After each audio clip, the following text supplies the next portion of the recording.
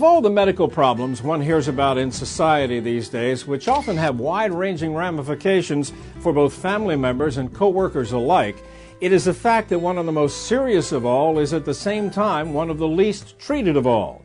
And I'm talking about sleep disorders. That is, problems that prevent an individual from getting enough sleep at night so that it has an impact on almost everything they do during the day. And the longer it goes on, the worse things get. Unfortunately, on a national basis, there are not really that many experts to consult on this matter. But that is what is being studied right here in this Dallas sleep lab.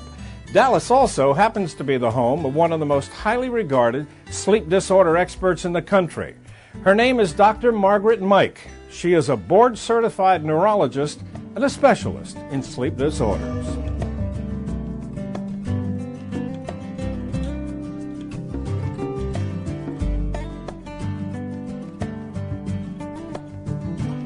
It's good when they bring their spouse. If they can't, we have a long questionnaire, 11 pages, that they fill out. And sometimes the patient will fill out their part and then their spouse will go through with a different pen color and put their impressions down, because often the spouse is more aware of how the sleepiness has changed over time, if they're observing pauses in their breathing while they sleep at night. Some of those symptoms, we'll look and see what the spouse has noted on there, or if they come in, certainly their contributions to the history. We go over the history. And many patients, if their symptoms are related to sleep apnea, will explain about sleep apnea. And normally for virtually all patients who come in for evaluation, they're going to get a sleep study in order to find out what's either making them sleepy during the day or what's giving them difficulty falling asleep or remaining asleep at night. And so we'll explain that process, then we'll have them come back for a follow-up, and we'll explain what the results showed and what the next step is based on the results from that night. Dr. Mike and I have been having a relationship about restless leg syndrome for a long time. I was a disc jockey in Daytona Beach, Florida at the time, and doing a morning show. Try being a morning disc jockey when you can't get any sleep. You try to go to sleep at night, and this sensation where you felt like you had to get up, and there was a big parking lot next to my apartment complex in Daytona. And I used to get up in the middle of the night at 3 o'clock in the morning when I had to get up at 4 anyway to go on the air. I'd run around the parking lot. It was just very frustrating. It was nice to have a neurologist that knew about it, understood. Dr. Mike knew what to prescribe, had information about it, because I had been to a few other ones that didn't, and it was very unsatisfying to go through that. The fact is, sleep disorders really come down to affecting almost all areas of someone's life. That's why we use the moon and the sun in our logo, because part of it is the sleep at night as well as the alertness during the day. Some people say, I don't have a sleep disorder, I sleep fine at night. It's during the day when I can't stay awake and I can't function properly. And so it's a quality of life issue. People can't spend time with their family, they can't stay awake just to watch a movie or to read to their children or at work. Their memory, their concentration isn't as good, particularly midday. Our body has a second natural tendency to be able to sleep, kind of a biologic basis of the siesta. So if we don't get enough sleep or poor quality sleep, it tends to hit in the afternoon. For some people that's after lunch, some people it's late afternoon. And there's an increase in automobile accidents mid-afternoon for that reason. People are more tired, they're just not paying attention as much, and they're more likely to have accidents.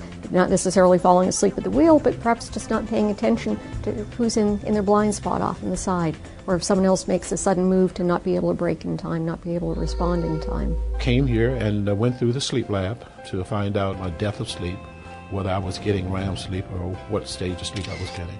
And the first lab test wasn't real good. I think I wasn't able to get the sleep that they were looking for in the study. The second one was a little better. After that, she began to treat me, giving me medication in order to rest at night. Things really began to get better. Took the mask at night that I would not have a problem snoring. I can't tell you that the rejuvenation of having energy again, not being tired, able to sleep, and then wake up refreshed and energized. And the problem was gone. Dr. Mike, you keep referring to CPAP. What is CPAP? What does that mean? CPAP stands for continuous positive airway pressure. That's basically the little air compressor that keeps the airway open during the night. A lot of people are more familiar with the term a breathing machine. But some people, when they hear breathing machine, they think a respirator, like something big and bulky in the hospital. And that's what we have here. Right. They've gotten a lot smaller over time. They can fit in a briefcase, and it takes regular room air and it sends it out through a little hose here under pressure, and we determine what pressure is going to be appropriate to keep that airway open and eliminate the snoring. The machine is set, and then the patient uses it whenever they sleep. If they nap, or if they sleep at night, or if they travel, they can take it with them. And they're connected to a mask. You have a lot of, they look like masks to me. Describe what these are, because each one is slightly different. Right. What makes the choice that you pick? Well, the basic goal is to have a seal around the nose or the mouth, so the air is going to go into the back of the nose and the throat, and it isn't going to leak out into the room, so it can keep the airway inflated. Right. Now, some people have bad allergies, they can't breathe through their nose, they've had fractures of their nose, and they're the larger masks like this. It covers both the nose and the mouth, and that way they can breathe with their mouth open during the night if they need to. But not too many patients actually need that. Usually if their allergies are treated, they're able to breathe just through their nose and use something smaller. I don't know how many times a minute that I woke up. It was unbelievable, but I wouldn't get any sleep. My regular doctor said I looked awful.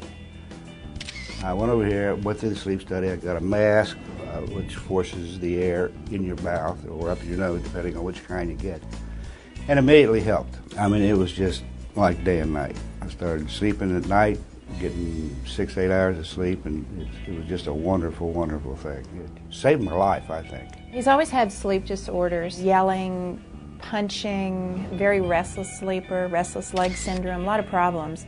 But all of a sudden this thing just peaked, and he was falling asleep, standing up. I would find him standing by the foot of the bed, and he would fall asleep standing and fall forward.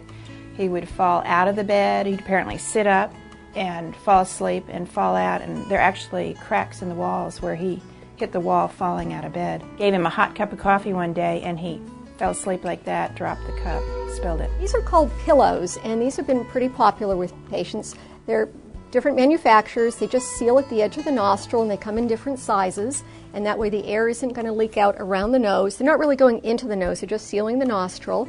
And it's nice because it's open, so people can wear their glasses if they read before bed. If they're claustrophobic, this is much more open for them. So this has been a pretty popular option. This one, a hose comes down, some they come up or to the side. This is another example of pillows, and instead of having the hose come down, it comes up over the head here. Some people like to hook the hose up over their headboard so it's not in the way. With something like this, people may put it under their covers.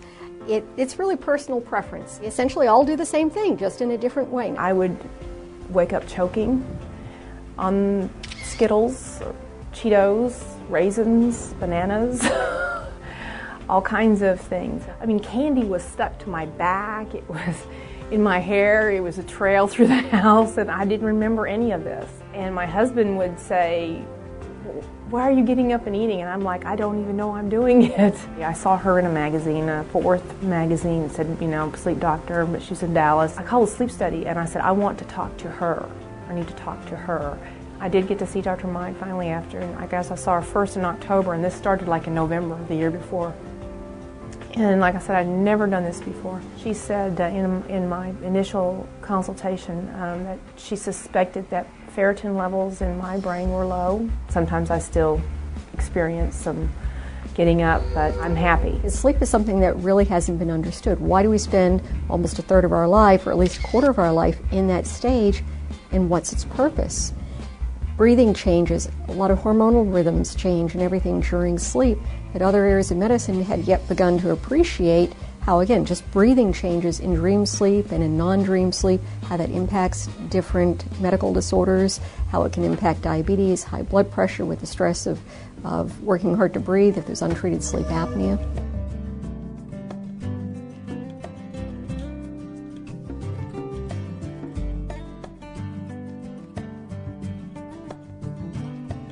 And there you have it, a look at the latest developments in the subject of sleep disorders, the problems they cause, and the treatments to help bring them under control. I'm Doug Llewellyn reporting from Dallas. Well, that does it for this edition of Close Up on America's Business. I'm Janice Marie. Thanks for joining us. We'll see you next time.